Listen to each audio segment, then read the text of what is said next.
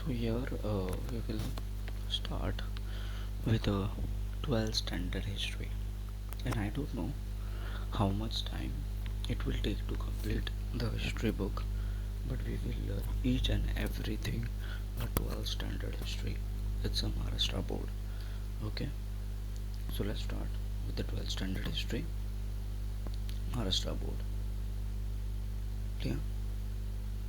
So there are you all are in 12th standard, and there are 12 chapters are there.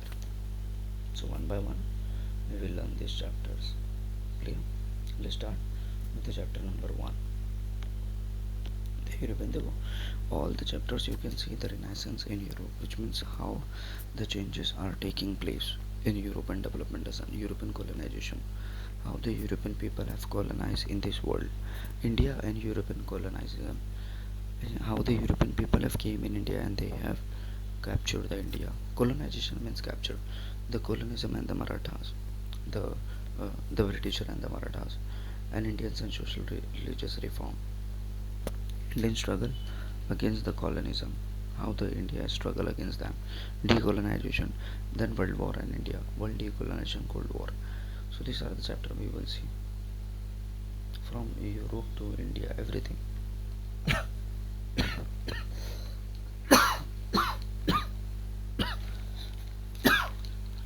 Let's start. The first is the Renaissance, chapter number 1, 12th standard history, Maharashtra board. The Renaissance in Europe and developmental of science. Clear? Renaissance in Europe and developmental of science. How in Europe Renaissance means the rebirth, how the Europe has changed, and in Europe what kind of sciences develop. We will try and understand in this chapter. Europe area, which will be in Germany, these are the area, how the Europe has changed and how the technologies advance over there. Okay, so in this chapter we will see the European crusades and its far-reaching consequences, and the rebirth period in Europe develop, how the sciences develop, scientific inventions, geographic discoveries and explorer, industrial revolution, economic nationalism. Clear? Let's start with the European crusades and its far-reaching effects. As the medieval period in Europe was nearing its end, medieval period, which means in India, ancient period, medieval period, and modern period. So in the world also the medieval period. So when the medieval period is going to end, which means nearby uh, for 14th or 13th century common era. So when the medieval period in Europe was nearing in end, it was going to be over. It saw advances in various fields of life. So when the medieval period was over, so it saw so many advances in various fields of life. European discovered the unknown land, and there was movement of religious reformation.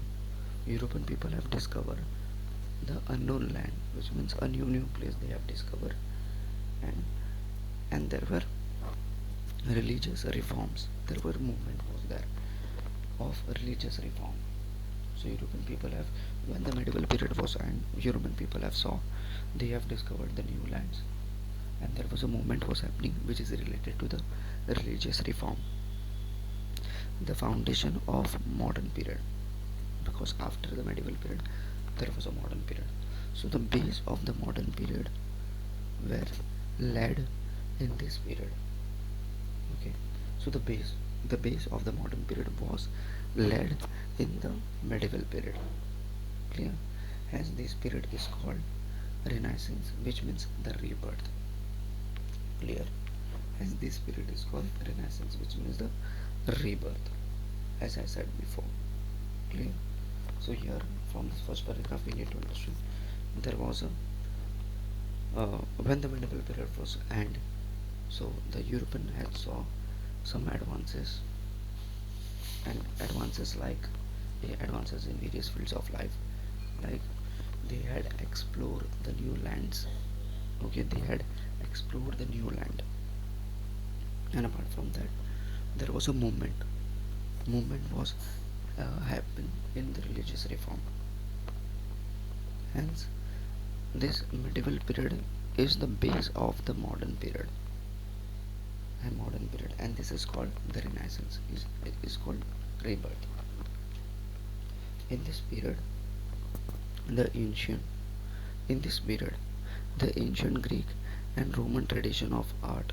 In this period, the ancient Greek is a Greece, so ancient Greece people and the Roman tradition of art, architecture, philosophy, etc. was revived. So during this period, there were from Greek and Roman, the art was also flourished.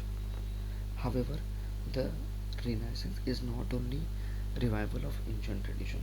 However, this Renaissance is not only famous for or revival for the ancient tradition. Renaissance also saw overall development in many fields, and it proved to be the beginning of new era. Okay. However, the rebirth also saw a overall development in many fields. Okay.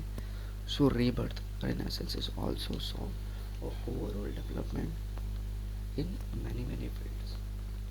Okay, in many fields, and it proved to be the beginning of new era. Clear. So here we have understood that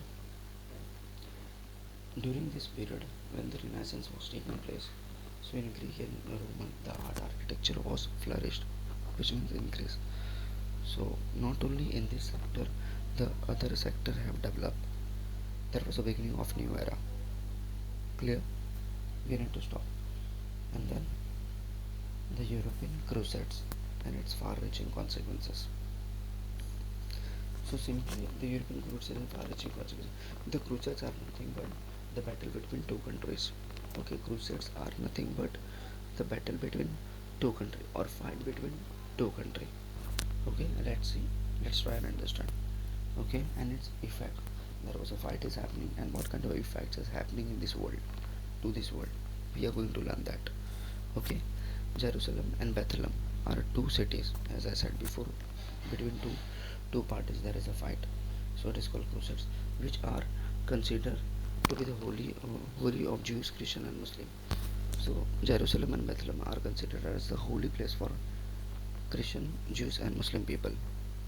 And these cities were under the Islamic rule in the 11th century. Several wars were fought by the Christian people in Europe in the 11th century uh, to regain hold on these cities, and this war are also known as the Crusades. Crusade is a one type of war where first there was a war between Jerusalem and Bethlehem, and this Jerusalem and Bethlehem area was under the control of Islamic rule. Okay, so these Jerusalem and Bethlehem are also called as the holy place for Christian people, Jewish people, and Muslim people. So the Islamic people have captured this area on 11th century. So here the Christian people have fought several fight with the Islamic people, and this war is also known as the Crusades. Clear? Crusades is a war war for the religious thing. Clear?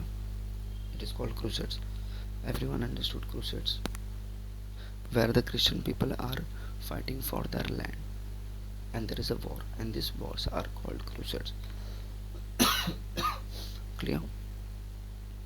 Supporting the Crusades.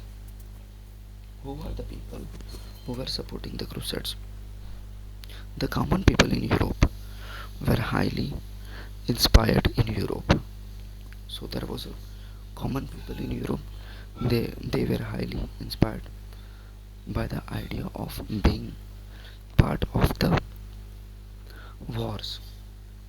So the common people were inspired by the part of the war, and which were fought for the cause of religion. Okay, which was fought for the fought of a religion. Pope, the highest authority, Catholic Church, had announced that those who fought for crusades would be forgiven of their sin and would immediately go to heaven. And this led the lot of spontaneous participation by common people in the crusades. And besides the social political circumstances in Europe, were also among the cause for beginning of this war. So here, who, which people have supported this war? The common people have supported. Why? Because there was a Pope, the highest authority of the Catholic Church, have announced that if you will participate, you will be go to heaven immediately.